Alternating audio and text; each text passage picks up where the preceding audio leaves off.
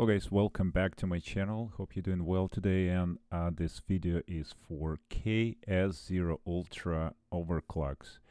So you could see the on the Tswift official a post, we could see that there is a Ultra and KS5L now updated with the more simpler way to update, but it's just a new firmware, I think, file when you download. So when you go there, it downloads as the version 3. So I understand there's been probably a third revision of this, because when the first one came out, I was trying to update that I couldn't, and it's got deleted. It's about, I believe, about 5 days ago, and then probably another version came, and this is a number 3. Really the only difference what I see in the readme file. So let's go step by step. So when you go on official Tswift, Swift mining, you can find the link in description below, and you click on Ultra. So we're gonna do KS0 Ultra, the one that I did already updated. Here you could see on the right that 12 hours 38 minutes has been online, and it's been hashing average 554 gigahash. So we'll go over on that part. So first of all, also check the information. It's a new, I believe, message here was updated a couple days ago, that the client has example of customer running KS0 Ultra 562 developer fee firmware. So it's a free download, but developer fee firmware, which I'm going to show you how to do it. If you want to purchase one, you have to contact Tswift directly on Telegram and request for your MAC address, which is at the bottom there. You could see the MAC address there, or you can also, if you open Iceriver monitor tool, for example, right? If I open this and I copy paste this IP address, I will see, and I select Ultra.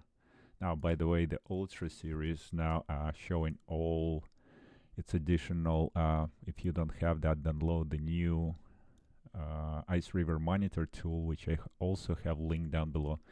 So you could see all 12 chips temperature, and when you update, your clocks will update over here. So your original stock clocks, I believe it's 350.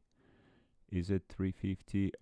Let's check it out. This is not updated, and we can open the new Iceriver monitor tool, put Ultra and test it out. The original 355 is original clocks, okay? So let's go back to this file, right? So 500 is updated version, and the steps are very, very simple, but you have to follow your instructions. So first of all, you go to the Telegram, that you can click this Ultra, or you're gonna have the firmware update. If you click on it, you're gonna go to this page right here, which have all the overclocks. If you scroll down, there's some information here, wattage requirement, PSU requirements, so read all that through. If you're planning to upgrade, you will need probably upgrade your Heatsinks MOSFETs if you go to over 562 gigahash. Okay, so be very careful, do that, and when you scroll down, there is a developer fee firmware. There's a link here when you go there, and also there are links for getting your power supplies, different power supplies, 3D printed shrouds, and the what else here, the fan, and obviously copper heatsinks and Arctic MX6 thermal paste. So there are 6 items that are listed with all the links, so you could get your stuff. I also have links below in description, so you can get that also done, purchase on Amazon if you'd like. All right, so let's get to the next stage. So if you want to do and download your Iceriver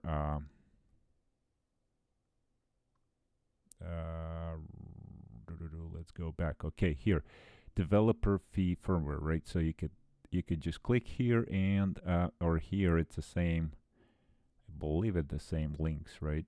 Yeah, you just click there. This is the dev fee firmware. this is the list of all of the firmware, and again the description is there, but when you scroll down, here you go, you start with the Ultra. So be very careful if you have multiple different devices when you download, and I'll show you how step by step, because a lot of people, they don't show this, and you just, you know, use the actual firmware from the file. So when you click on it, it brings you to the web page with this folder, and there is a download up above button. So all you gotta do, just click on that download just right here, and it will download to the other page. Scanning Google Drive cannot scan for viruses. You may get different message, but anyways, in my case on Chrome, I'll just click download anyway, and it will download the zip file. Okay, so when I open zip file, I will need to, what I need to do is extract all. All right, so don't use the zip file to update, because it won't work. You have to extract all. When you extract all, it will give you an option where to extract the file, so you can go to download again and extract that, and it will create the folder. So now you could see it's DF3, so it looks like it's DF3, the third version of this dev fee overclocks. So when you open, you have a bunch of files here. Okay, so number one, do not skip this. Open the readme file. There's a lot of information, and you want to read the first section here before you go any further. Before you go to this upgrade instructions, you could see how it's all the way down below, because you want to first read and understand that you potentially can damage your device. There is no warranty for that. There is nobody going to be responsible. So you take in a lot of risk here. That's number one, right? And then also there is a bunch of risk how you can brick your device with this new firmware. It got a little bit trickier than before. Before you could just press and restart, do factory reset, basically hard reset on your device, or do your reset over on the Iceriver here, and click this red at the bottom. I don't know if you could see that. Yeah, you probably don't. So let me minimize that window. I'm gonna close this overclocks. So once you download, you remember where your folder is, okay? And make sure you read, don't skip and read your file, because it's very, very important, okay? So next part will be our factory reset here. See at the bottom, I'm gonna do the little further right there.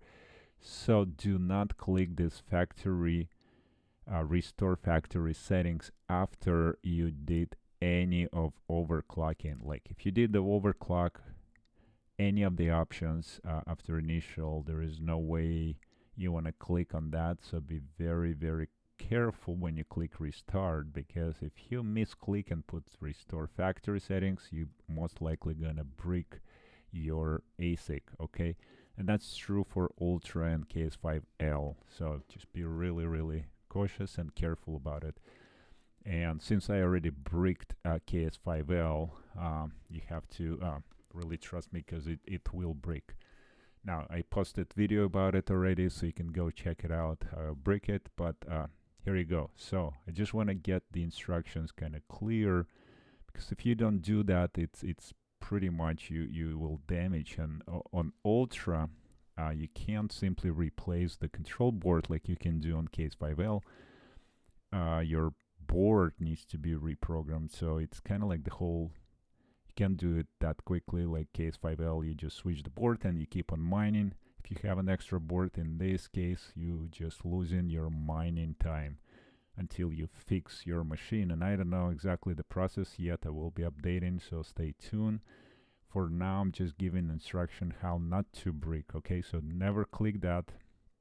And by the way, even if you click accidentally, just be careful, because if you click it, let me show you, I don't want to click on that one. Restore factory settings, it's confirm factory reset, so there is another confirmation. So even if you click there, don't rush and click OK, because that's where you're gonna just make sure you cancel this out or close this out, and that's it. And then just, you know, be really careful when you restart your machine here on the web GUI, okay? Because it's easily, there are two next to each other buttons, you can misclick it. All right, so enough for that. So now I'm gonna show you, I'm gonna actually go on my first machine, and I also gonna upgrade in the real time so you could guys see it. So I go firmware upgrade. By the way, if you just get the first time you're running your machine, you may get this message, your machine not connected or something like that. You could switch to your static IPs, or you can upgrade your firmware where it makes your statistics here visible. So when it's visible, then it's easier kind of to go and see what you're doing. And you click on firmware upgrade. So you don't need to do any factory settings before that. So you could just start from wherever you're mining on the factory clocks or upgraded firmware clocks, but you start with the initial firmware update. Now, at this point, what's important, as you noticed, I have monitor tools open, right? And I tried that before, and when I have the monitor tool is open there on my first, let's say, or wherever, what's that? Let me see what we're doing on the 164 IP address, right? So potentially, if I have this Iceriver monitor and I put on 64 IP or any other, what I noticed is even better to close all of the monitor tools, because I had open bunch of them, different versions, and I think I closed even the one that I was mining on or upgrading, and it still didn't update my firmware. So just close them all out, okay? Just trust me, close them all out, because you may have an issue with that. All right, so, and that being added to instructions. So when you read new instruction after you research all of these requirements for the update, the MOSFETs, so the first two up to 562 looks like you can just upgrade your power supply, but after that you need copper sinks, you need the shroud installed and the fan, and just to clear, just to be able to cool down your MOSFETs, because that's where at that point you are really need to cool down those MOSFETs in order to provide high power. You could see it's 230, 280, and 330 watt power supplies, because it's using a lot of power, right? So now what we're gonna do first is go to the first upgrade instructions right here. I'm gonna zoom it in so you guys could see it. All right, so the first instruction is really close Iceriver monitor tool if it's open. All right, so if I don't close it and I do initial, nothing gets changed. So really just go ahead and close all of them. You could do close all the windows, bam, it's all done.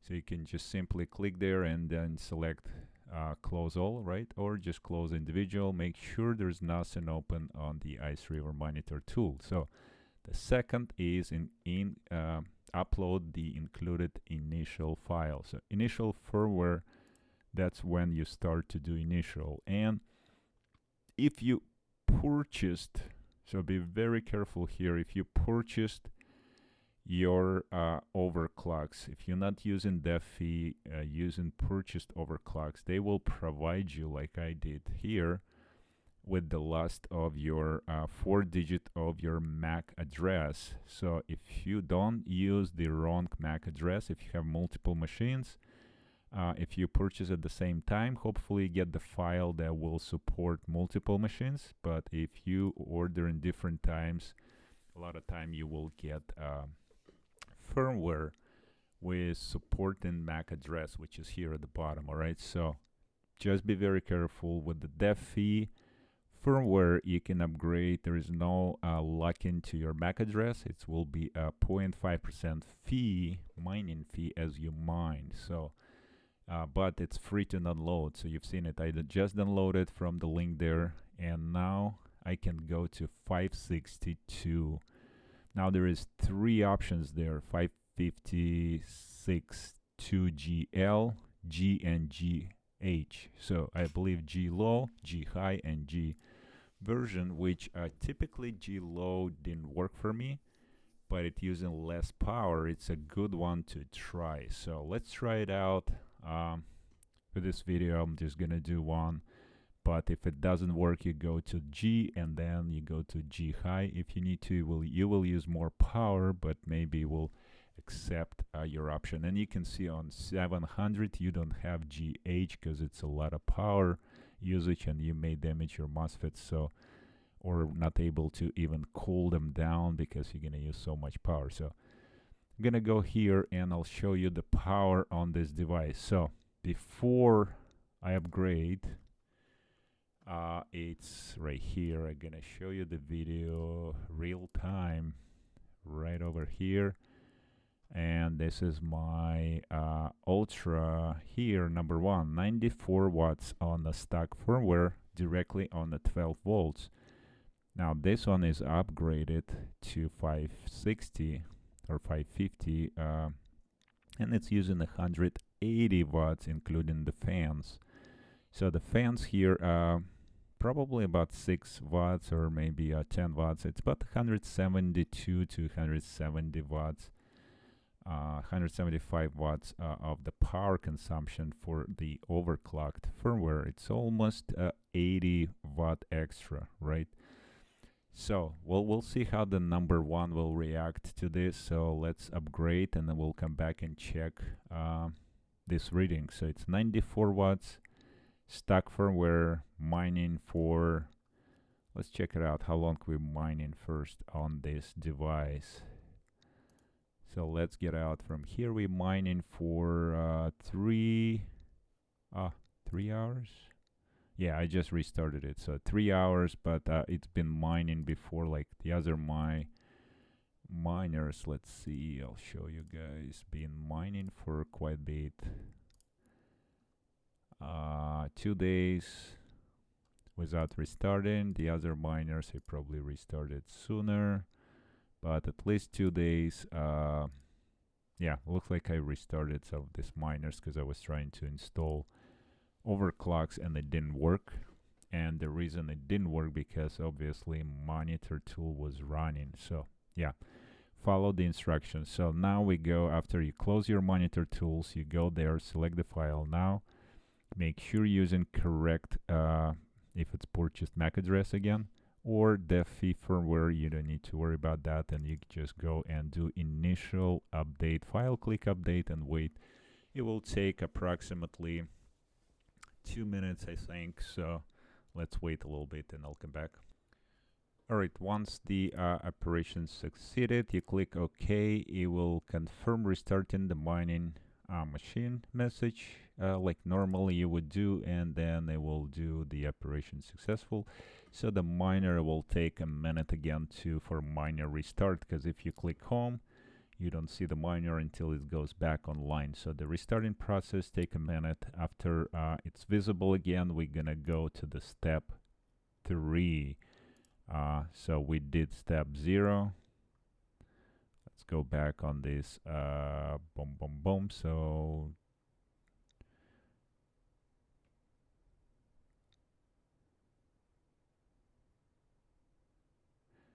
number 3, yeah. So the close Iceriver, we did initial. So number 3, it will be desired firmware clocks. Okay.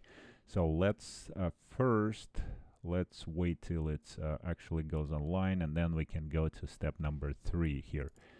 Let's see if it's already back online. Usually it takes a minute or so. Yeah, it's not online back in.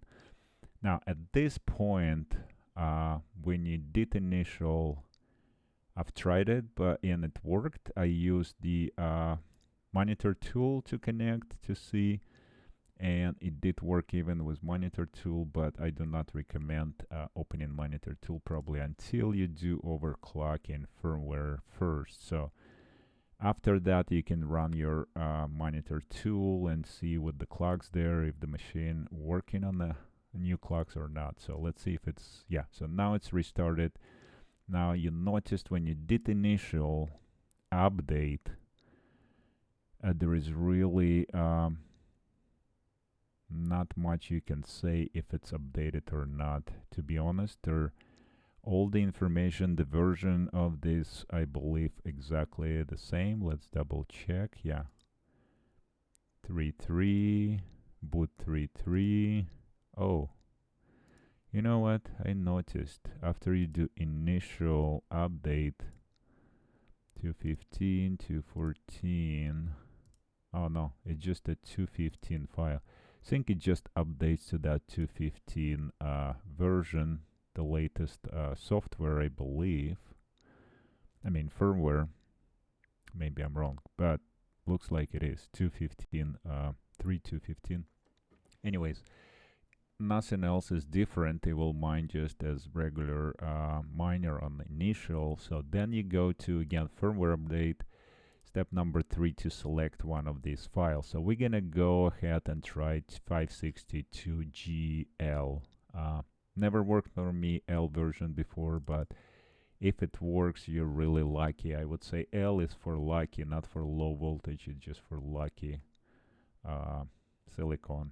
That's what I would call it, because I didn't get any luck so far with any of the Icerivers for me, because every time I select low, it would not mine. Now there is a little tip there. Sometimes you need to restart. Sometimes it starts working and it works really, really well. So operation succeed, you click OK again. Again, confirm restarting the machine, and operation succeeded. So looks like this been added before. When you do overclocks, you would need to do click restart here. On the previous DEFI version, I believe, I was trying several times, but cannot confirm this because maybe it didn't request restart automatically because I had the Iceriver monitor tool open before, so prior. So now, after you did step number 3, you can now open your Iceriver monitor tool and copy and paste your clocks, your IP address here, 64. Select your miner ultra here and click read. If it's not online, you're gonna get this message, TCP connect failed. So don't worry, it's still starting. Now again, keep in mind, I didn't modify this ultra yet. It's been mining on solar, so I'm not gonna mine on this miner. I'm gonna use my 2 different miner I purchased, KS0 Ultra, for overclocking, because on solar is not very efficient. For me, it makes sense to keep this 5 units. See, when I overclock, my solar consumption goes over 500. It's gonna go to 600 watts after it's restarting, probably 650 even. And we're gonna watch closely the power consumption on this device. It has not restarted yet. See, like it's, oh, now it's going online. Right at this point, we will be able to read here and it will start showing this information. It's nothing updated on clocks yet or temperature. It will take probably about 2 minutes before we see the clocks and temperature on the chips. There no voltage gonna be showing, so keep in mind your voltage. You just taking a risk there. If it goes over 0.5, 0.525, I believe, and over, kind of risk to damage your chip. So since we don't see it, we kind of risking without knowing what's your voltage on the chips. Anyways, next step is to wait to get accepted shares. Obviously, if you haven't set up your miner, you will go to mining settings and get your pool address, wallet worker, and stuff like that. Now, Notice there is nothing visible until you refresh. Click refresh on this page and you'll see the logo. No, it's not there. That's so weird. Because usually after you update, you're gonna see this Tswift logo. It's the first time it happened. Anyways, looks like something maybe it didn't start completely yet. I don't know. To be honest, usually I've seen this logo. And then on the bottom, here you go. You're gonna see the version of your firmware now. I don't know if you guys could see there on the very bottom. I know it's, let me zoom in because it's very, very tiny.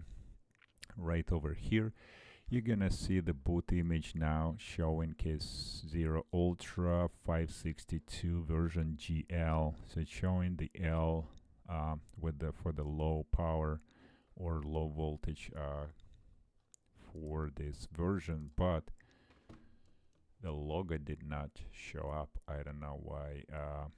It will probably show if I reinstall this firmware. So yeah, on Iceriver it's kind of tricky. Every time it does not make it very identical every time. So that's why it make it harder to overclock. And see, like it did that for me for KS5L. It's fine, and it's this Ultra. I did the same version 562G, actually G, not GL. But anyways, let's see what we're gonna. Okay, so now it's showing the clocks here 500. So remember it was 355. Now it's 500. And the temperature, as soon as we're gonna start seeing accepted shares, the temperature will increase on the chips and on the board. So notice the board temperature 76, 49, 76. So it is a little bit low, and I would recommend to probably at this point get your fan speed increased. I would do maybe 90%, could be a little more, because now you need to help actual MOSFETs. With these two little fans, is blowing more directly to the MOSFET, so these temps you want to reduce on the MOSFET. Their chips temperature are really need to go over 80, 90 actually, or 100 before there is a problem. And it's actually mines better when the chips temperature roughly around 80 to between 80 and 89 degrees. In my case, it really performs well when the chips temperatures are higher, slightly to 88, maybe 84, 88 for this newer chip, so something like that.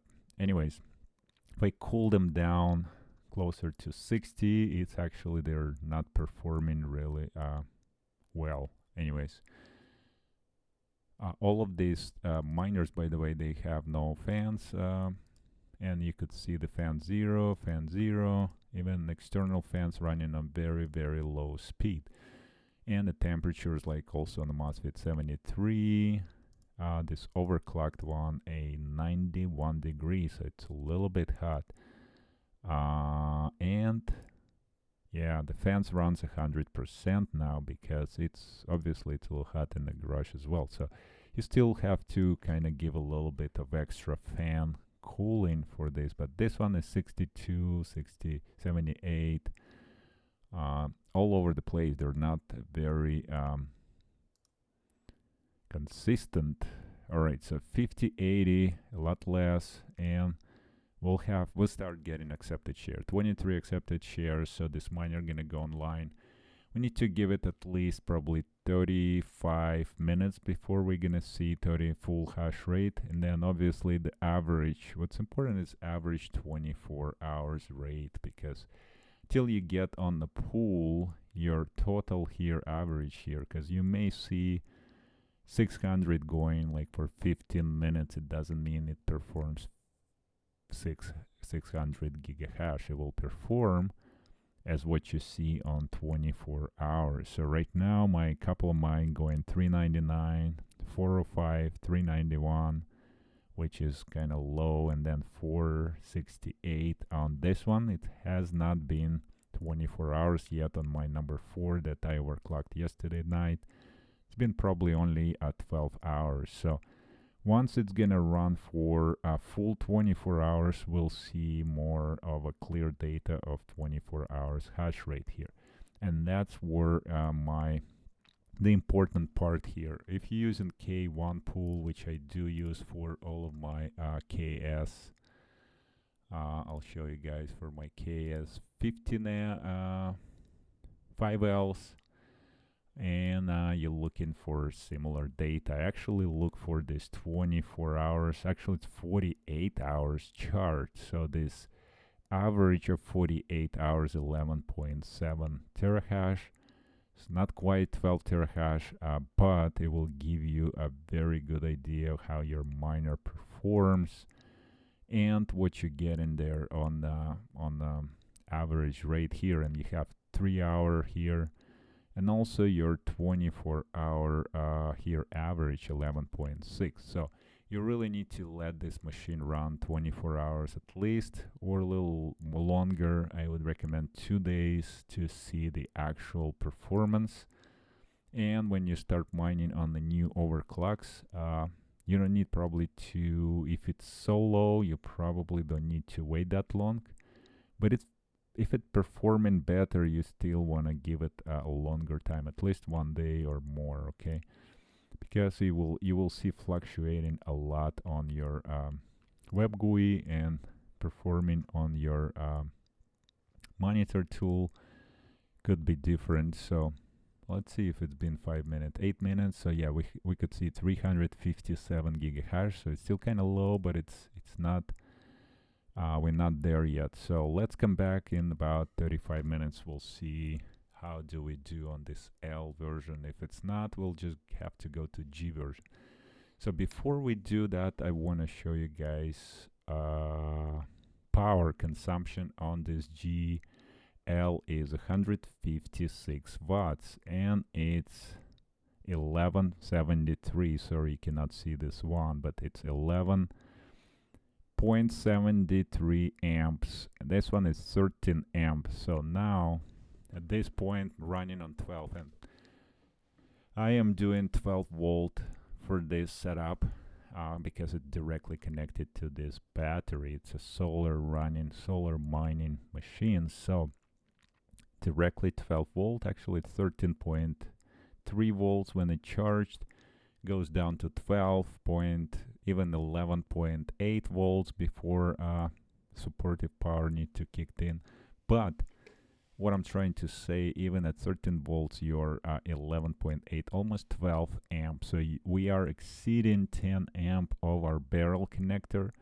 So be very, very careful using any overclocks. I would say if you even go to 500 low, you still at the very edge to damage your barrel connector at 12 volts. So you would need to solder XT6, XT60, like one of those yellow connectors, to on silicon cables, which I really like to use those red and black silicon cables, very flexible. And when you solder that connector, you can get the adapter and just connect to your power supply, okay? So now let's go back. So 157 from 94, that's almost 63 watts. Give it or take 63 watt extra power usage for the low overclocked. If they perform, it's a pretty good for 150 gigahash, adding 60 watt. I think it's really, really good. It's still really good. It's like performing as the KS0, a little bit better than KS0 Pro stock. Obviously, we KS0 Ultra going 400 at 100 watts, so 1:4 ratio, right? Where here we're not gonna be 1:4, but close to 1:3. Well, not quite there, but still, I think very, very good result. If we're able to do a GL, it would be awesome. If not, have to go to G version, and actually it will add more power usage. 280, which probably closer to 65 watts, I want to say, or 70 watts, right? Compared to, actually not 70, it's the 174 from 90 5, that's like 80 watts. So 80 watt extra compared to 65 watts. So obviously you're losing efficiency if your chips cannot perform on the low voltage version. So anyways, so I hope that helps for you guys to follow the instructions of this manual. So make sure you read. Now, at this point, from number 3, you cannot do anything crazy, stupid. So you don't click any longer your factory reset. You don't hard reset on your miner. Don't press that block button and wait 30 seconds like you factory reset. Let's say you don't mine, something not happening. And then number 3, I would add here, which I don't see it. So do not start highest one. Okay, I kind of skipped it, but yeah, just don't go from the highest. Just start with the kind of low versions there when you just starting, just to make sure they start performing right. So, and also like it's the recommendation here example, like you start with 562 the L first, and then G, and then GH. So don't start with the 562 GH, because it may work, but you don't know if your L gonna work, right? So it's not gonna be efficient, basically. In the other word, you can start from 562 GH version, but you will not perform efficient for your voltage. See, like the low high voltage. So you're gonna use high voltage, and the possibility damage your chip sooner, and also not performing very efficient. So all right, so now after device powers, again apply your pool and wallet settings if it's not applied yet, and set your fan speed to 100%. Okay, and observe hash rate performance. After running for an hour, check if the 30-minute average hash rate was in 10%. So very nice instruction. I mean, like if you're not performing within 10%, that means you need to go to the next if your hash rate does not meet expectations, repeat step 3.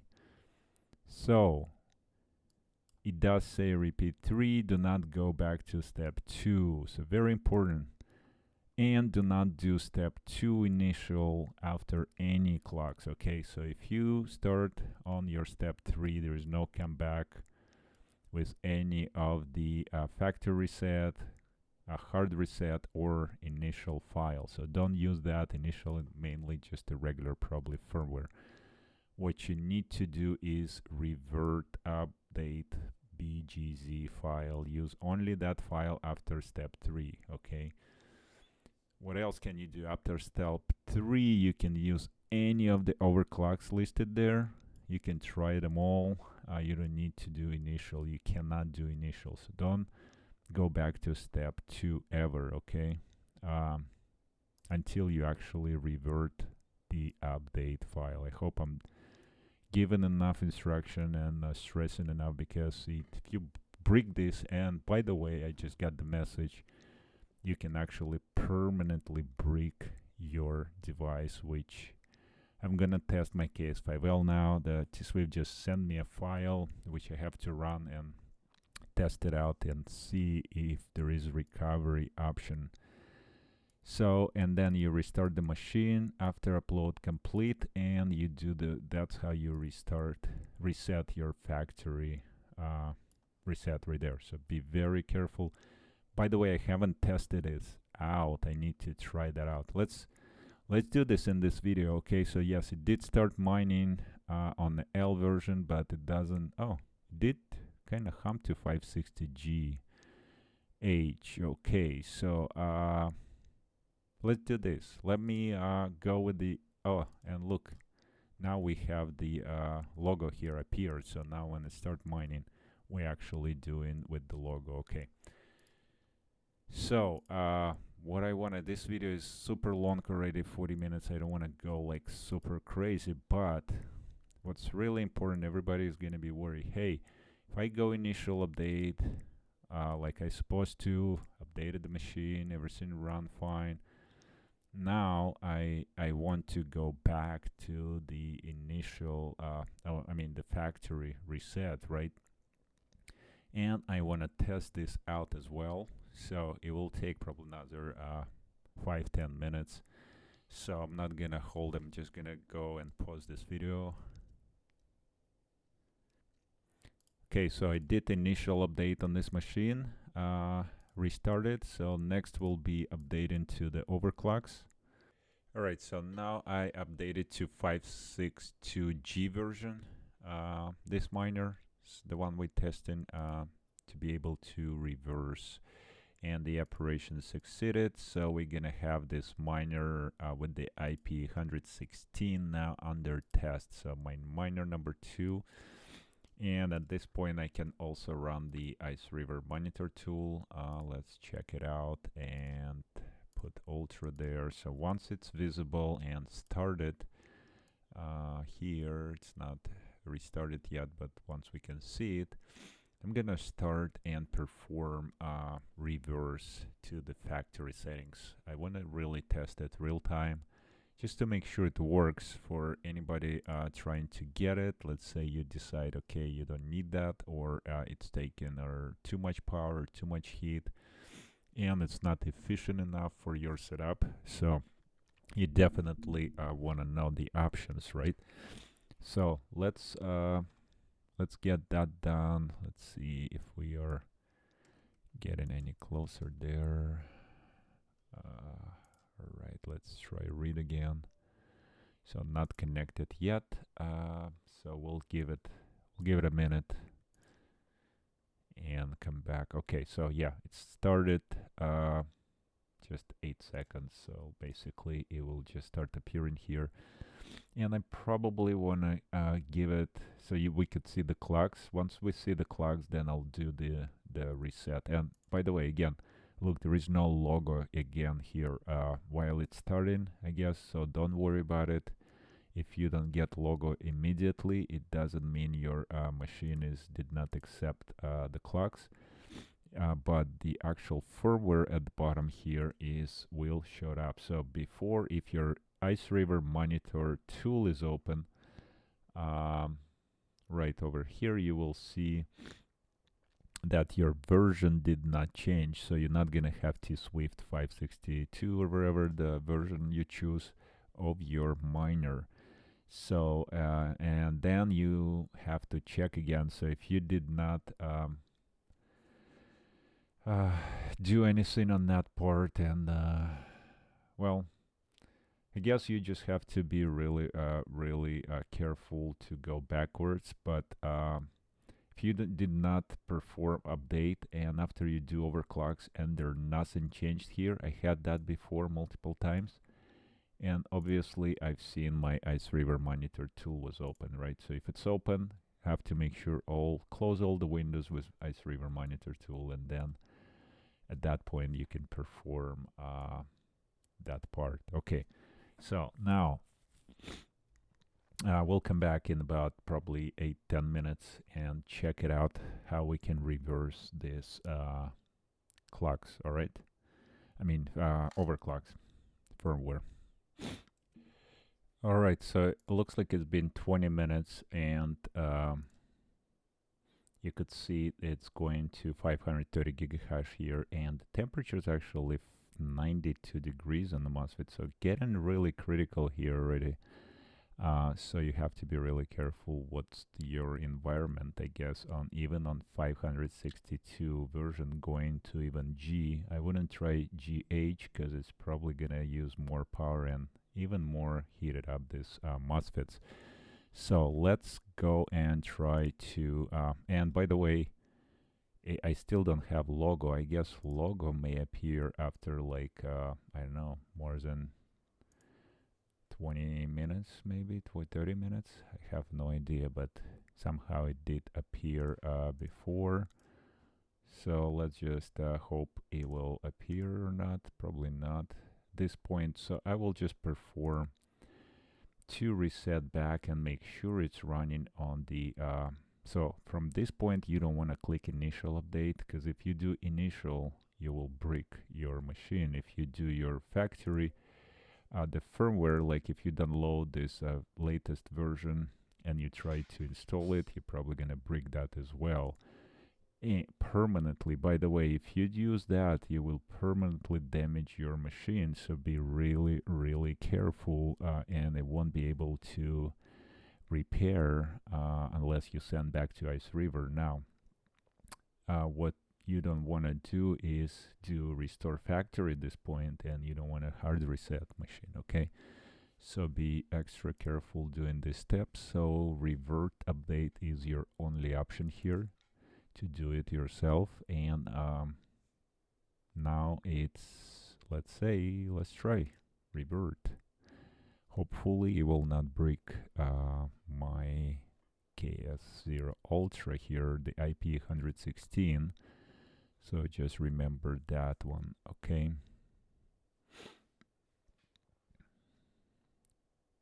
All right, so not a good news. It says failed. So it did not go back to the revert update option. I'm not sure why. Let's see. Doesn't nothing really suspicious other than the temperatures are really high. The mining settings, everything. The fan running full 100% right now. At this it's weird. Let's try one more time. Revert update. Alright, and click update. So something weird going on, but hopefully it will work and it will not break.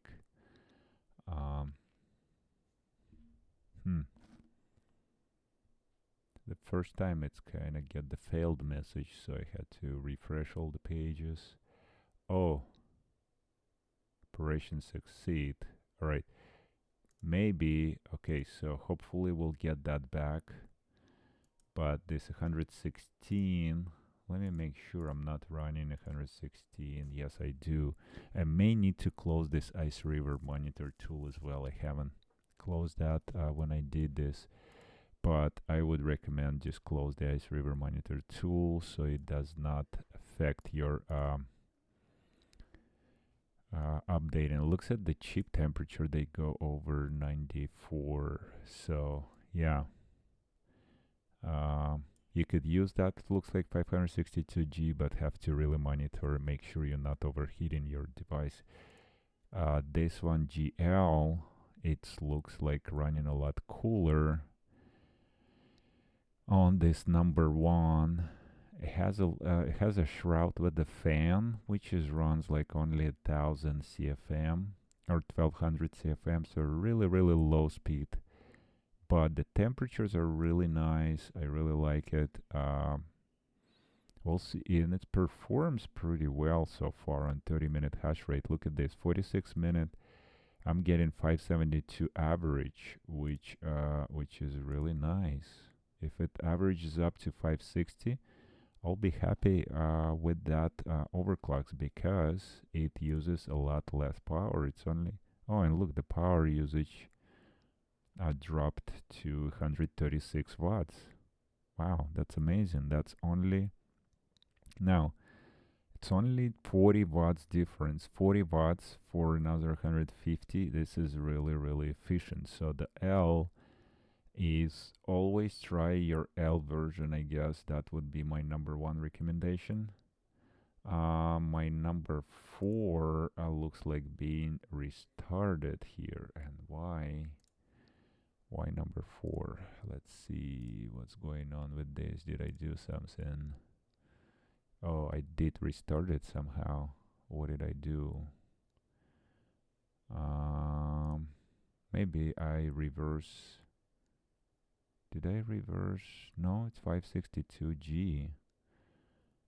What I need to try really L. If it performs, it's really good. Okay, so 562L would be your ideal setup. This way, if you can perform on 562L, that's going to be your ideal version. I think I already tried on this one, but let's give it another try. Now, very important as well, if you do tried L version and it's successfully running very nicely.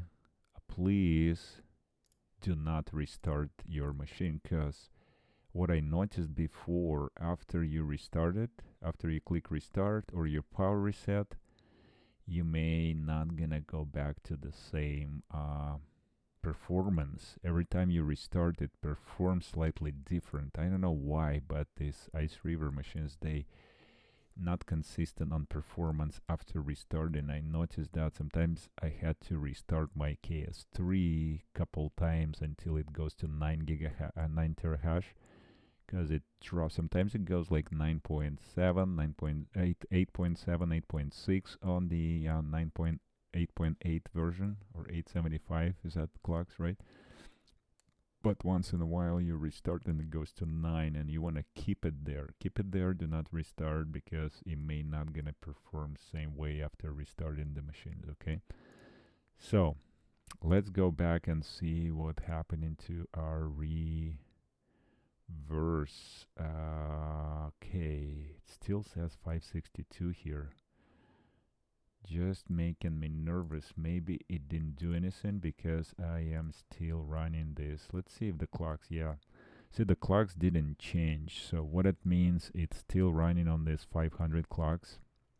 So I do need to close this Iceriver tool.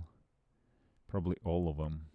Let's see if I can do firmware upgrade with the running on monitor tool on different machine. So revert again and click update. So now with the Iceriver monitor tool closed, because it didn't do anything, even though it's confirmed, but it didn't update it. And the first message was like error or some sort of error, didn't perform at all. So let's see. Couple minutes here. Yeah, sorry for the long video, guys. Just want to cover a lot of details here because it's very, very important. Once you brick your machine, it's sometimes it will be no coming back. So be extra careful, because you can lose your machine potentially. You could send maybe to manufacturer where they can reprogram it, because KS0 Ultra is your board with the hashing chips, everything in one unit, so there is no like replacement parts. Okay. Also, I got the message from Tswift, if your there's a file they're gonna send you to test it out. So I'm not sure yet still what's gonna be the actual fee, but looks like if your SHA1 file will not match to the value, will not match, your machine is permanently bricked. So you have to be careful. If you use initial firmware accidentally, it still has that hash file. If you use the factory firmware, it has different SHA file. I already checked that, and that potentially will permanently brick your machine. That's why the factory settings are critical, because if you click on that, you go to the wrong SHA file, and that's pretty much it. You will pretty much will permanently brick your machine. Okay, so let's see if that will restart back to. Okay, yeah, looks like we back to our initial updated firmware, which is 400. So everything works as supposed to be. Let's open now Iceriver monitor tool. So it looks like you need to close your Iceriver monitor tool to do that reverse to the factory. Okay, settings. So let's go to Ultra and paste 116 IP address. All right. Okay, so let's wait till we get some clocks here. Probably gonna take another minute or so, and we'll confirm that we back to 355 clocks on this 116 IP. So you could see in the real time that I have using this 116 IP address for this, and you probably see the MAC address So I'm not switching the machine off because you can't switch your MAC address. You can switch your IP address somehow, but your MAC address is what assigned to your control board. So just to make sure you guys see it real time and it's not fake, I'm just doing this reversing the hashing of this machine. Okay, so let's give it another minute and hopefully we'll see this data here. So I'll be right back.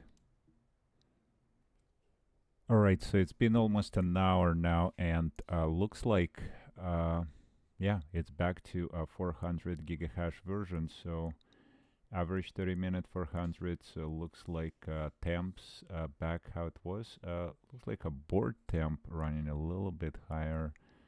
I don't know if the fans needs to go a little higher, but other than that, everything looks fine. You know, like 355 clock, so it's back to factory settings. Now, what I do not know if from this point you can do the factory firmware or factory reset, which I need to ask and be get more specifics, because I don't want to break this KS0 Ultra, and because the potential if you break it, there is with the factory clocks, it may not gonna be unbricked. Yeah, so anyways, that's for the reversing okay part. Now let's go back to my two of these miners that I did GL. So this been running for about 562 GL, and the average 583 gigahash, which is pretty good. You know, like if we're gonna keep that you know, close to that I hope we're gonna keep close to this 560. That it's totally cool on GL, because GL gives a lot use a lot less power. Now this one is looks like just restarted for some reason, because the board the temperature went a little bit over 94. Now again, these two miners are I did not modify them. I probably should at least remove front and back covers and have the fans ventilate, because the looks like it's going close to 90 on MOSFETs there. So, and the chip's temperature, it's around 90. So I'll do that, and I have not installed heatsinks yet on these guys, but it probably will help, and replace the thermal paste.